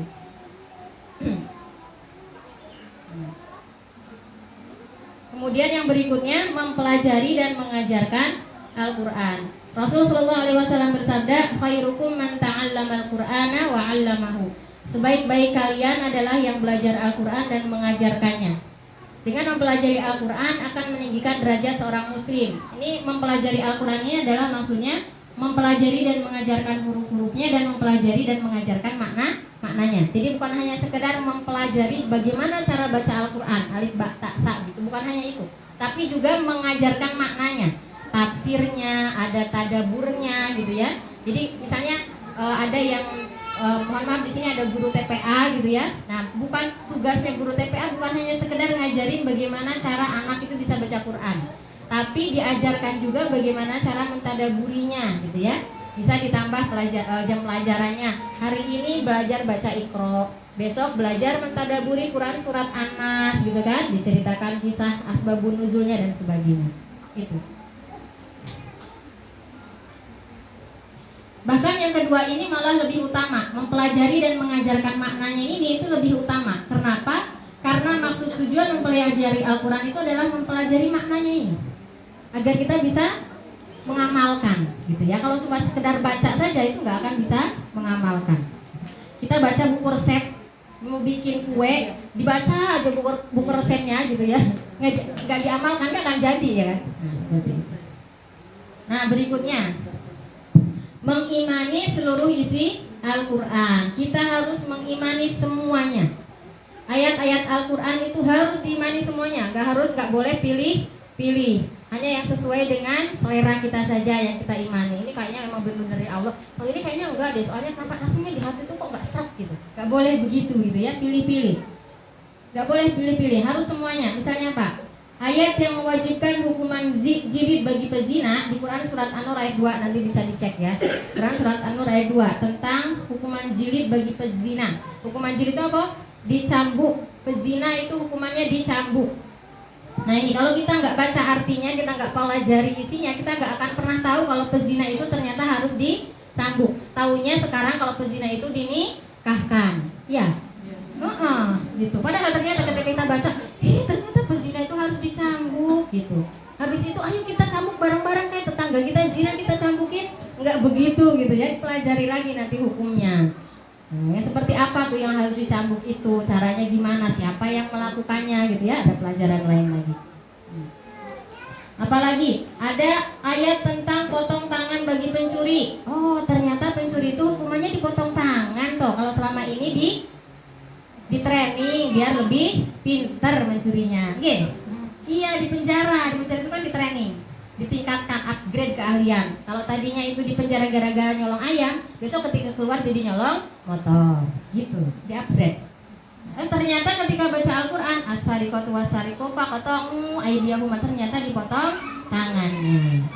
Terus kisos bagi pembunuh, ini kutiba alaikumul qisasu fil qatla, diwajibkan atas kalian kisos bagi pembunuhan. Oh, ternyata pembunuh itu hukumannya adalah dibunuh lagi. Kalau sekarang tergantung uangnya. Kalau punya uang bisa keluar.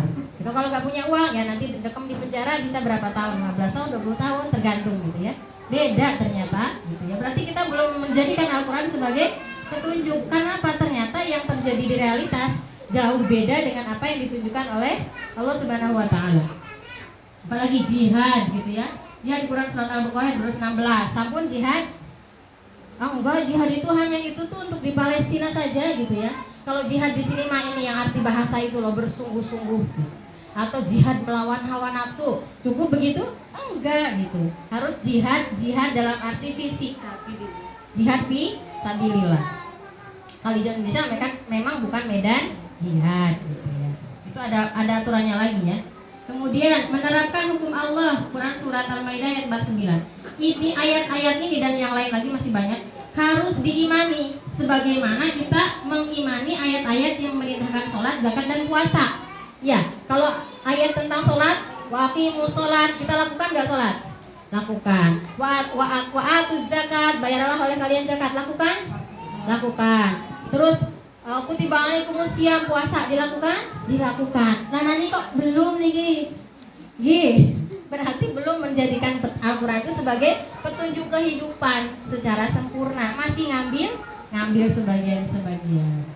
Nah, padahal nih Abu Bakar radhiyallahu anhu memerangi kaum yang tidak mau bayar zakat. Dulu di masa Khalifah Abu Bakar As-Siddiq, ini beliau sebagai kepala negara, sebagai pemimpin negara. Ketika melihat ada umatnya yang tidak melaksanakan petunjuk Al-Quran, itu dihukum, Bu. Yang nggak bayar zakat diperangi. Kalau sekarang yang nggak bayar zakat dibiarin aja.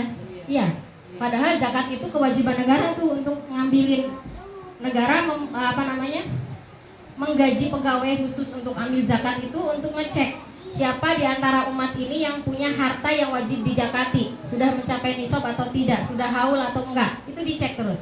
Oh, kalau ternyata sudah mencapai nisab, sudah sampai haul, datangi, kamu harus sudah bayar zakat. Kalau sekarang enggak, dibiarkan saja, yang sadar silahkan bayar, yang enggak juga enggak apa-apa gitu ya. Nah, sekarang ternyata kita belum mengimani seluruhnya. Kemudian mengimani seluruh isi Al-Quran itu maksudnya mengimani apa saja yang dikabarkan di dalamnya, baik bisa dicerna oleh akal ataupun tidak. Ini insya Allah sudah paham. Mengimani adanya surga dan neraka itu kan nggak bisa kita lihat, malaikat nggak bisa kita lihat, tapi kita yakin. Kenapa? Karena disebutkan dalam Al-Quran yang tadi sudah kita buktikan kebenaran Al-Quran. Kemudian iman kepada Al-Quran tidak boleh sebagian-sebagian. Tadi sudah saya jelaskan. Ini ayatnya ya, yang menceritakan, yang menyebutkan bahwa kita tidak boleh beriman kepada sebagian, kemudian mengambil sebagian dan menistakan sebagian gitu ya. Nah, apakah kamu beriman kepada sebagian dan ingkar? Iman kepada sebagian dan ingkar kepada sebagian, nggak boleh. Saya jadi cepet sama. Nah, terus yang keenam, tunduk dan patuh terhadap petunjuk Al-Quran, yaitu syariat Islam secara keseluruhan. Ini konsekuensi dari ketika kita iman terhadap seluruh isi Al-Quran, maka isinya harus kita patuhi, harus kita taati semuanya. Disebutkan dalam Quran surat Al-Baqarah ayat 208, wahai orang-orang yang beriman, masuklah ke dalam Islam secara keseluruhan dan janganlah kamu ikuti langkah-langkah setan. Udkhulu fis-silmi kafah. Kalau masuk Islam semuanya ambil, nggak boleh setengah-setengah, apalagi sedikit-sedikit. Terus jangan kamu ikuti langkah-langkah setan. Hati-hati ini sama setan, karena setan tuh godanya pinter. Setan tuh tidak hanya sekedar mengajak kita berbuat maksiat. Udah kamu zina aja itu nggak sepulgar itu, kamu mencuri aja itu nggak sepulgar itu. Itu setan levelnya beda-beda ya, tergantung keimanannya orang. Imannya lemah, setan gampang banget godanya. Tapi imannya kuat, tetap digoda juga oleh Allah Subhanahu wa taala, oleh setan gitu ya. Terus jangan ribet. Hati-hati, setan tidak hanya menyuruh kita berbuat maksiat, tapi memperindah godaannya. Jadi kita ngerasa sedang tidak digoda setan, padahal ternyata lagi digoda tuh. Memperindah godaannya dengan mengajak kita melakukan ketaatan, tapi dengan meninggalkan ketaatan lain yang jauh lebih penting dan prioritas. Contohnya apa? Setan melenakkan kita dengan hal yang mubah atau dengan hal yang sunnah, akhirnya kita melalaikan kewajiban. Mohon maaf sekali sebelumnya. Misalnya sekarang lagi marak-maraknya selawatan, gitu. Nah nih kok, marak banget selawatan. Banyak yang ikut? Oh enggak, sama banyak sekali yang ikut. Dari apa sampai Pak? Sampai malam gitu kan? Dari maghrib sampai malam. Oke, niku hal yang sunnah. Sampai akhirnya melalaikan kewajiban. Ternyata gak sholat isya. Besok paginya kesiangan, gak sholat subuh. Terus seperti itu. Besok lagi ada selawatan ini, datang lagi. Saya simpen nih kok, kesana ikut, kesini ikut, kesana ikut. Tapi ketika diajak kajian yang isinya mentadaburi Al-Quran, itu gak seret, gak cocok. Aku cocoknya itu loh, yang adem-adem bikin hati ini tenang, gitu ya. Itu bagus. Tapi ternyata gak cukup karena harus kita pelajari semuanya, gitu ya. Banyak tuh yang begitu. Aku sudah cukup, aku udah ikut kajian di pengajian majelis taklim A, gitu. Itu rasanya di hati lebih adem, lebih tentrem. Kalau pengajiannya itu rasanya bikin stres, pulang-pulang tuh malah jadi gelisah gitu ya, banyak masalah ya. Seperti begitu gitu ya, semuanya harus kita kaji. Karena itu sebenarnya godaan setan. Kenapa? Karena jadi kita menganggap bahwa kita sudah cukup. Kita sudah melaksanakan ibadah ini, ternyata itu sunnah. Yang wajib, yang belum kita lakukan ternyata masih banyak. Dan kita disibukkan dengan ini, nggak belajar itu, akhirnya yang wajib ini jadi tidak kita lakukan. Hati-hati. Itu godaan setan ya.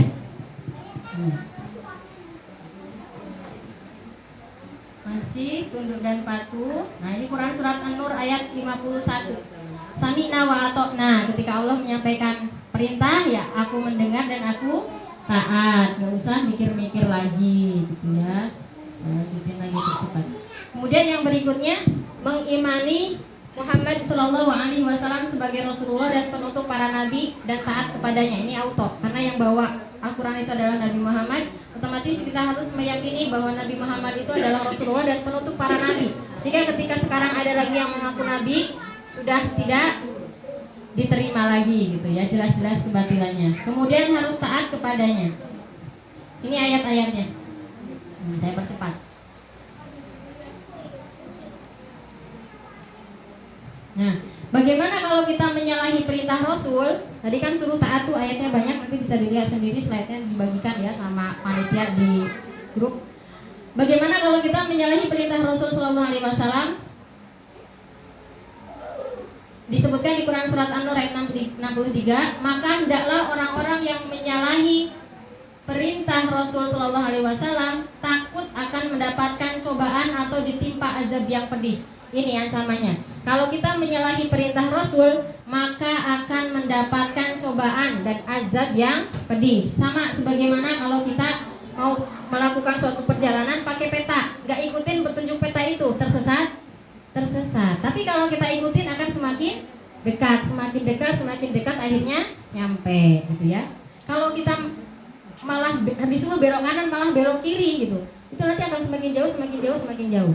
Tapi Allah tuh maha baik loh. Ketika kita diperintahkan sesuatu kemudian kita taat, kita belok, itu nanti sama Allah tuh tetap ditegur lagi, biar kita tuh belok lagi ke sini, ya kan? Tapi kadang kita suka nggak ngerasa gitu. Kalau sebenarnya ini teguran Allah biar kita balik lagi, kita malah lenceng lagi so jauh gitu ya. Kayak kita bikin garis lurus, harusnya ke sini nih, tapi kita melenceng. Sama Allah diingetin lagi, bisa lurus lagi ke sini. Tapi kalau kita ketika Allah menegur kita malah melenceng ke sini jadi jauh, ya kan? Tadinya ke sini terjadinya ke sana. Jadi jangan sekali-kali menyalahi perintah Rasul Sallallahu Alaihi Wasallam. Nah, kemudian yang berikutnya, konsekuensi dari menjadikan Al-Quran sebagai petunjuk itu, menjadikan hidup dan mati hanya untuk Allah Subhanahu Wa Taala. Belum. Nah, ini sering kita ucapkan nih dalam sholat. Kalau baca, kenapa nih? Gak iftitah. Ya iftitahnya yang Allah Akbar Kabiro nih loh. Kalau yang Allah baik-baik ini buatan gitu. Inna sholati wa nusuki wa mahyaya wa mamati lillahi rabbil alamin. Paham artinya buatan nih kok? Sesungguhnya sholatku, ibadahku, hidupku, matiku hanya untuk Allah. Itu beneran apa? Dusta. Sudah begitu gombal gitu kan, yang ngaku di belakang gombal. Sholatku untuk Allah, mungkin kalau sholat ya sholatnya di rumah lah, untuk siapa di rumah gak ada yang lihat selain untuk Allah gitu ya. Sholatku untuk Allah, ibadahku untuk Allah, hidupku untuk Allah, bener? Nah ini kayaknya gombalnya di sini gitu ya. Bener nggak? Coba nanti introspeksi diri deh. Malam-malam setiap hari, setiap malam itu introspeksi. Sudahkah hidup kita dari bangun tidur sampai tidur lagi itu semuanya untuk Allah Subhanahu Wa Taala, ataukah tidak? Maksud semuanya untuk Allah itu gimana? Kita disuruh sholat terus, kita disuruh zikir terus, kita disuruh baca Quran terus, bukan. Tapi apa? Menjalankan seluruh aktivitas kita sesuai dengan petunjuk Allah.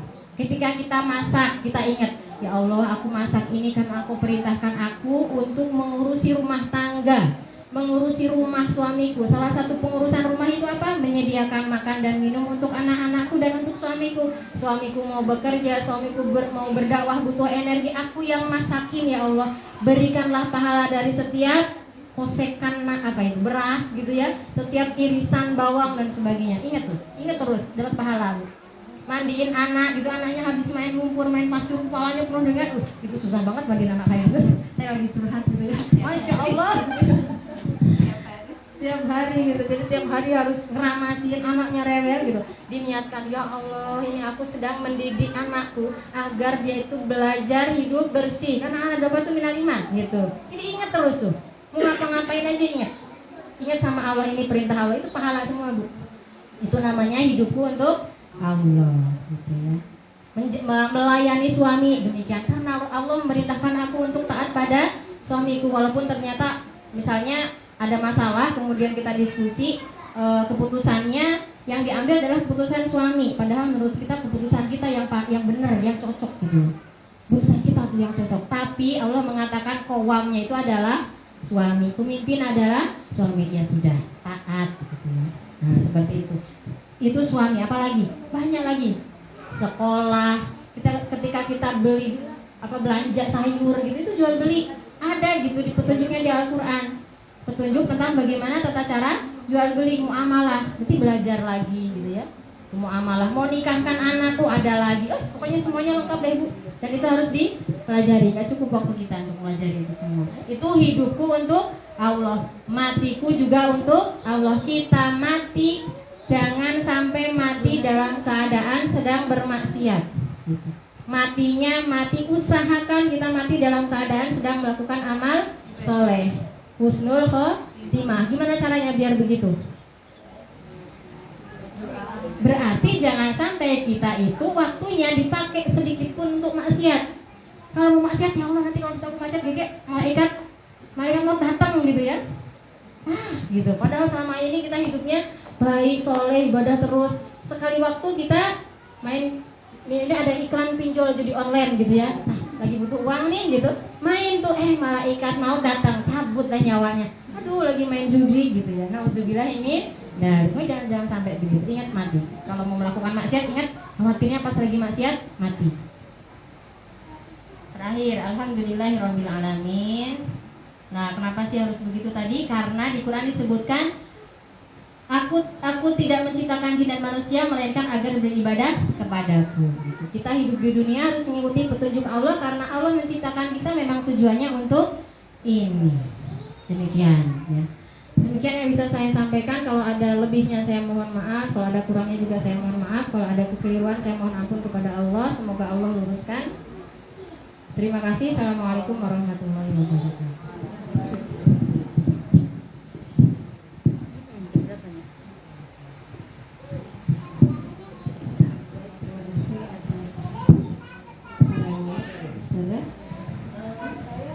Dua pertanyaannya dari silakan yang mau bertanya.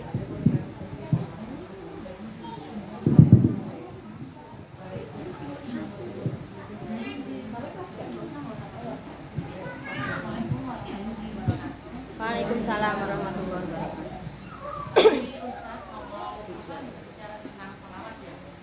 Saya itu tahunya itu saya kan orang Depok, di sana itu kalau saya sih ya, saya tuh kalau di tempat saya tempat itu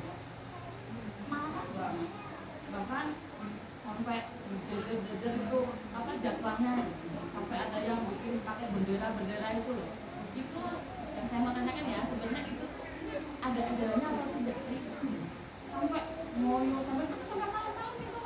Saya mungkin takut terganggu nggak bisa tidur. Saya memang kenalnya itu di sini.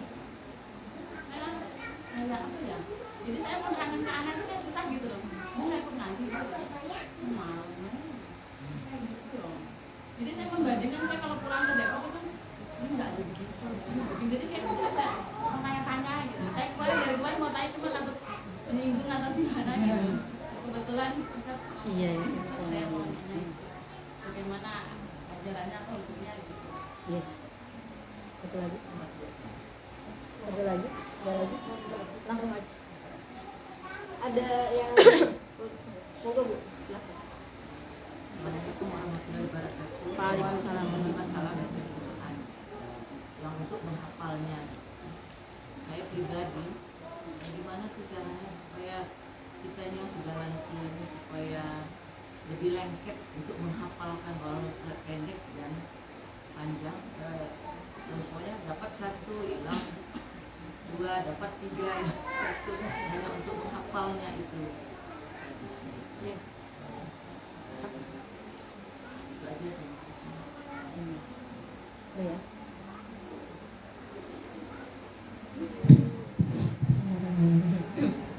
Tentang sholawat. Sholawat itu kan sebenarnya perintah Rasul, bahkan perintah Allah Subhanahu Wa Taala. Bahkan Allah Subhanahu Wa Taala perintahkan kita untuk bersolawat ketika nama Nabi Muhammad Sallallahu Alaihi Wasallam itu diucapkan. Rugi kalau nama Nabi Muhammad Sallallahu Alaihi Wasallam diucapkan kita tidak bersolawat. Gitu. Rugi sekali. Kalau kita mengucapkan solawat 1 kali, maka dikatakan sebuah hadis Allah bersolawat padanya 10 kali. Bersolawat itu apa? Mendoakan. Allah sendiri yang doain loh. Gimana itu? Itu jaminan ya kan? Kita bersolawat kepada Allah, kepada Rasul, kemudian maka Allah akan balas bersolawat kepada kita 10 kali. Berarti itu memang banyak keutamaan. Sepertinya para jamaah-jamaah di sana yang mereka itu melakukan solawat itu tidak mengamalkan ini. Bagus.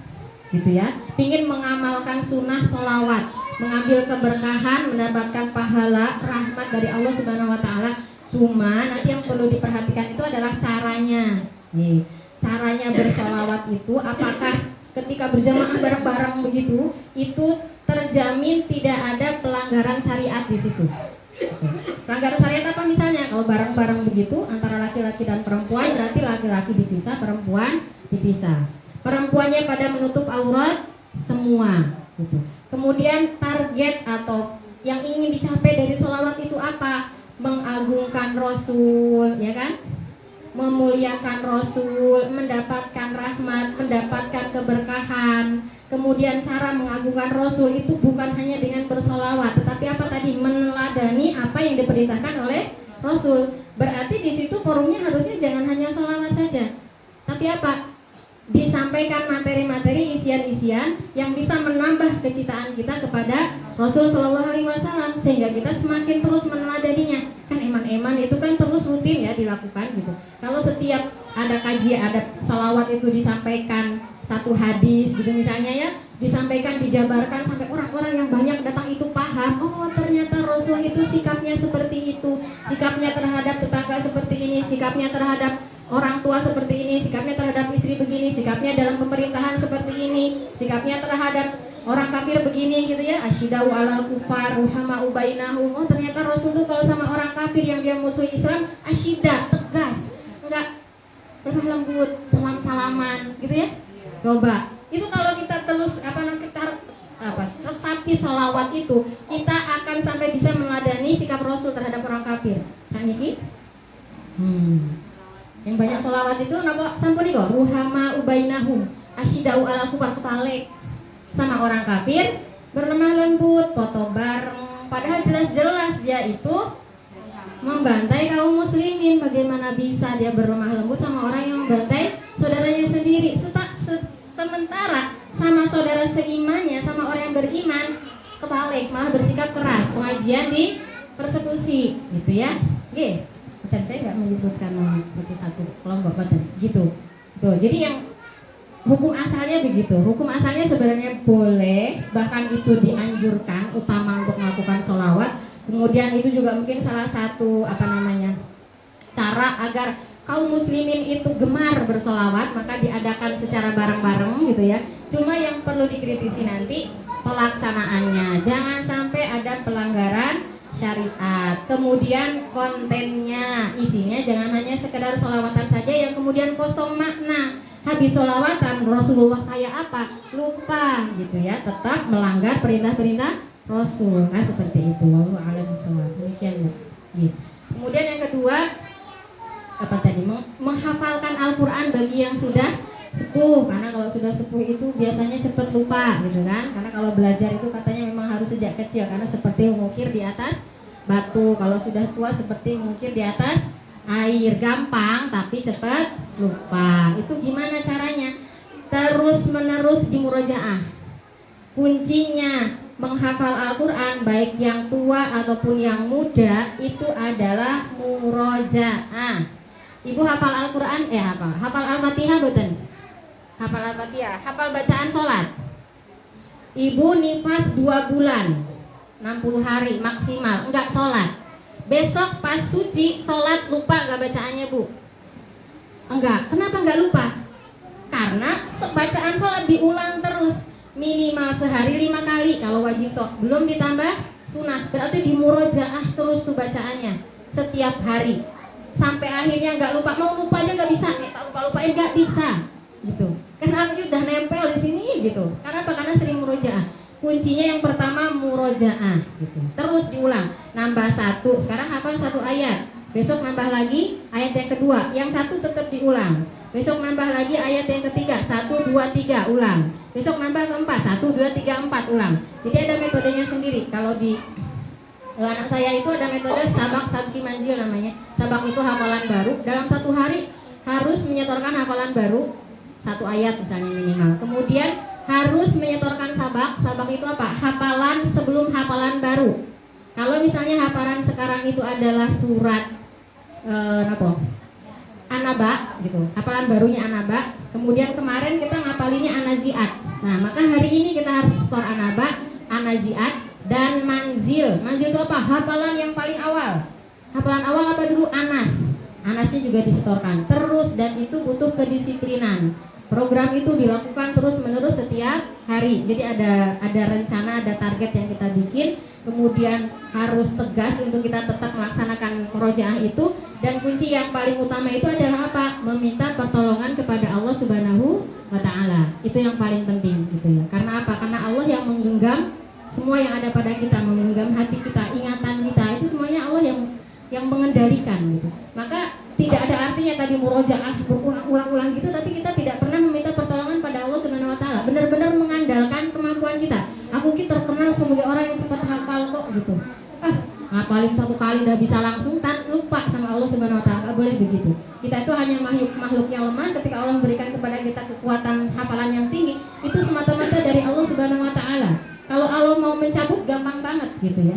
Maka jangan lupakan itu. Minta selalu pertolongan kepada Allah Subhanahu wa Ta'ala. Ya Hayyu ya Qayyum birahmatika astaghfir aslih li sya'ni kullah wa la takilni ila nafsi tarfata'ain gitu. Itu doa yang sangat powerful sekali bagi saya itu. Jangan pernah ya Allah Engkau biarkan aku melakukan satu aktivitas kecil sekalipun itu aku mengandalkan diriku sendiri. Jangan pernah begitu. Selalu minta pertolongan pada Allah apapun itu. Mau makan minta pertolongan Allah. Butuh nggak pertolongan Allah? Butuh. Siapa tahu ketika kita makan tersedak tiba-tiba gitu ya. Tersedak. Coba tuh. Anak saya pernah waktu yang kecil makan ayam Laos, ayam goreng Laos. Nah itu kesedak. Nyangkut di sini, nggak bisa dikeluarkan gitu ya. Padahal cuma Laos loh, bukan duri gitu. Sampai saya bawa ke rumah sakit gitu. Saya bawa ke rumah sakit karena nggak bisa ngeluarin sendiri gitu. Itu padahal kita makan rasanya kayaknya lah nggak perlu pertolongan Allah ya, makannya tuh tinggal makan aja gitu. Kita nggak tahu loh apa yang terjadi dengan makanan kita itu. Tadi ada laosnya angkut di situ gitu ya. Itu hal yang kecil. Pokoknya kita melakukan aktivitas apa selalu minta pertolongan Allah Subhanahu wa Ta'ala. Apalagi ini hal yang besar. Firman Allah Subhanahu wa Ta'ala, hanya orang-orang tertentu yang memberikan, yang Allah sentuh hatinya, yang Allah berikan anugerah untuk bisa menghafalkan itu. Mintalah ya Allah semoga itu adalah aku gitu. Jadi ahli Quran. Demikian Allah alam bisawab. Oh, doanya tadi. Oh, nggih, pripun caranya? Oh, nggih, nanti saya share nggih.